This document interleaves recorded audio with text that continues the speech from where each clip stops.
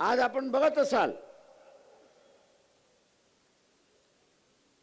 की भारतीय जनता पक्षाचं नवीन स्लोगन निघाल, बटेंगे तो कटेंगे। अरे बाबा, बटेंगे कोण ते तर पहिल्यांदा सांगा। इतली वाटणी झाली इतली वाटणी झाली है, बटना बन चुका है। एक तरफ ओबीसी है और दूसरी तरफ मराठा है। वाटणी झाली, ओबीसी म्हणतो मी मराठ्याला मतदान देणार नाही आणि मराठा म्हणतो मी ओबीसीला मतदान देणार नाही। वाटणी तर झाली, बटेंगे तो पूरा हो गया। त्याला हातभार कोणी लावला तर भारतीय जनता पक्षाने हातभार लावला, त्याला हातभार कोणी लावला तर काँग्रेसने हातभार लावला, त्याला हातभार कोणी लावला तर शरद पवारांनी त्याला हातभार लावला। जे सांगितलं जातंय की धर्म खतऱ्यामध्ये आहे, मी ओबीसीला विचारतो, जाहीर विचारतोय,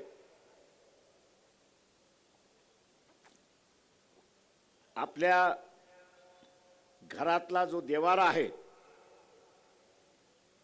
वाड वडिलांपासून आलेला देवारा जो आहे,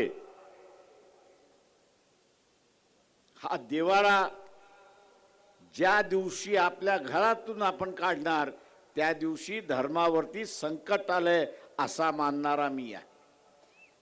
पण जोपर्यंत ओबीसी घरामधल्या असणाऱ्या देवाऱ्याची पूजा अर्चा करत राहील तोपर्यंत धर्मावरती कुठलं संकट नाही, हे आपण असणारा लक्षात घ्या।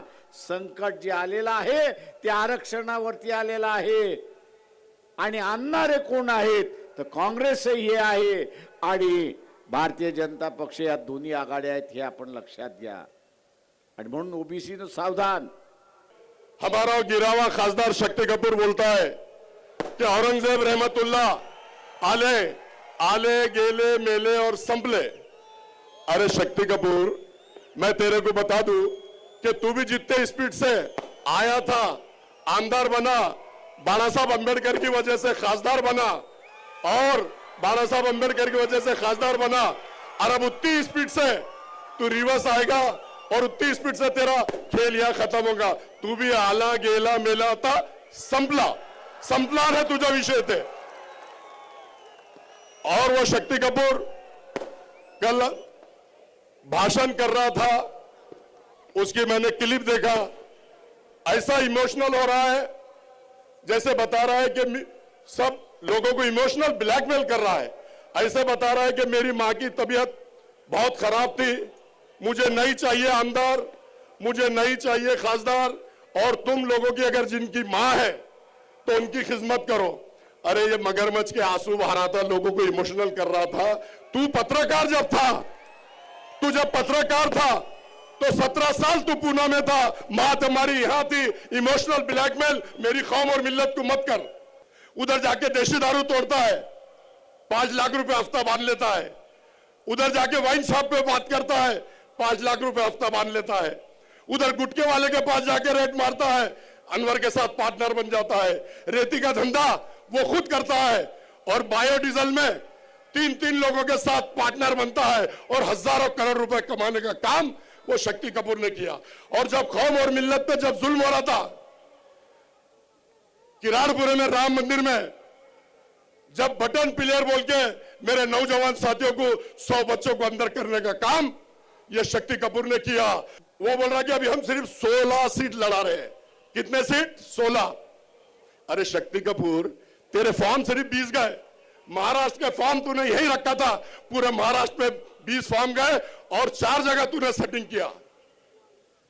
पश्चिम में अरुण बोडे जो 12 साल से काम कर रहा था, उसका टिकट काटने का तूने काम किया। तूने सिल्लोड में उम्मीदवार नहीं दिया, तूने वैजापुर में 5 करोड़ लेके वहां से वहां भी उम्मीदवार नहीं दिया। अनेक लोगों को तू सेटिंग बाज है, सेटिंग प्लेयर है, तू सिर्फ सेटिंग करता है। और आपको बता दूं कि रामगिरी महाराज हम हमारे हुजूर की शान में गुस्ताखी करता है, तो रामगिरी महाराज को इसने 50 लाख रुपए देके उसके वहां मठ में हाल बनाया है। उसके भी सारे फोटोज मेरे पास आ गए हैं। और अगर राम जी महाराज हमारे हुजूर की शान में अगर तू गुस्ताखी करता है, तो अफसर खान, अगर तुम लोग मुझे हिम्मत बहुत है, ताकत दो, अगर तुम लोग ताकत देते हैं तो रामगिरी के महाराज में घुस के उसका नष्ट नाबूद नहीं करूंगा, तो अफसर खान नहीं बोलना। और वो 1.5 फुटिया नीतीश राणे कहता है कि मुसलमानों की मस्जिद में घुस के चुन चुन के मारूंगा, तो इस स्टेज से तेरे को चैलेंज करता है नीतीश राणे, तो हमारी मस्जिद की सीढ़ी पर तो आके बता, तू वापस नहीं जाएगा, ऐसा मैं कहता हूं। और दूसरी बात मैं बता दूं, वो राज ठाकरे कहता है कि हमको सत्ता में लाओ, हम सत्ता में आएंगे। राज ठाकरे, तेरे को भी इस स्टेज से चैलेंज करता हूं कि मस्जिद के भोंगे उतारने तो बहुत दूर की बात है, अगर तू मस्जिद के भोंगे तक जाएगा तो तेरा हाथ वहीं रखने का काम ये अफसर खान करेगा। ये ग्राउंड को हम बचपन से देख रहे हैं, लेकिन आज तक कोई ऐसा लीडर यहां पैदा नहीं हुआ कि इस ग्राउंड को स्टेडियम में तब्दील कर दे। जिन लोगों को हमने इख्तिदार 10 साल दिया, उन्होंने भी यहां कुछ नहीं करे। वादा कर रहा हूं आप लोगों से, अगर कामयाबी मिली इंशाअल्लाह, तो ये ग्राउंड आपको बेहतरीन स्टेडियम देगा। इसको स्टेडियम में तब्दील करेंगे। जिन लोगों ने वादे करे वो आए मिले गेले, भाग गए हो। अब उनका होने वाला है, वैसा भी खुदा हाफिज। जावेद कुरैशी नहीं मारने वाला है यारो, पीठ में खंजर जिसने मारा उसको मजा चकाना जरुरी आहे। गिळकृत केलेले आहे, कारण आपल्याला माहिती आहे का या भागामध्ये जो कामगार आहे त्यांच्या प्रश्नाकडे लक्ष देण्याच्या ऐवजी आपली मालमत्ता कशी वाढेल। आपल्याला माहिती आहे ज्या मतदारसंघामधून मी उभा आहे, जो औरंगाबाद पश्चिम 108 विधानसभा मतदारसंघ आहे, त्यामध्ये बहुतांश भाग हा कामगारांच्या वसाहतीचा आहे। मग त्यामध्ये बजाजनगर असेल, वडगाव असेल, सादापूर असेल, करुडी असेल, सातारा असेल, देवळाई असेल, असा भाग त्यामध्ये येतो। आणि त्या ठिकाणच्या कामगारांच्या प्रश्नावर हे सत्ताधारी एकदाही बोलताना दिसत नाही। आणि जो आमदार सतत 15 वर्षापासून ज्या मतदारसंघातून प्रतिनिधित्व करतो, एकदाही विधानसभेमध्ये या कामगार असेल, अनुसूचित जाती संख्याच्या बाबतीत, आदिवासींच्या प्रश्नावर एकदाही बोलताना दिसला नाही।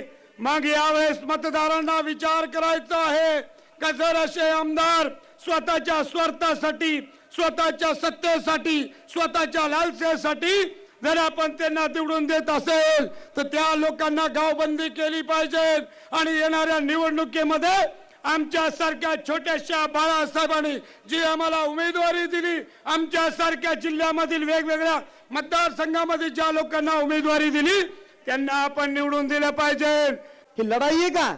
हे नुरा कुस्ती आहे, हे लुटूपुटूची लढाई करत आहेत। याला बाळासाहेब खूप समर्पक सांगतात, ही कुटुंबशाही आहे, ही सरकारशाही, हे लोकशाहीचं राजकारण नाहीये। ही तुम्हा आम्हाला सत्तेत बसवण्यासाठी चाललेलं का नाही, ही यांच्या कुटुंबामधली लढाई चालू आहे। तिकीट मिळालं नाही की दुसऱ्या दिवशी दुसऱ्या पक्षात जाणारी औलाद आहे, यांच्याकडून तुम्ही आपल्या विकासाचे काय स्वप्न पाहता? आधी जातीवादी लोक सुप्रीम कोर्टाच्या माध्यमातून ती संपवण्याच्या पाठीमागे आहे। आपलं जर आरक्षण परत एकदा जर कोणी थांबवू शकत असेल तर आदरणीय बाळासाहेब आंबेडकर आहे।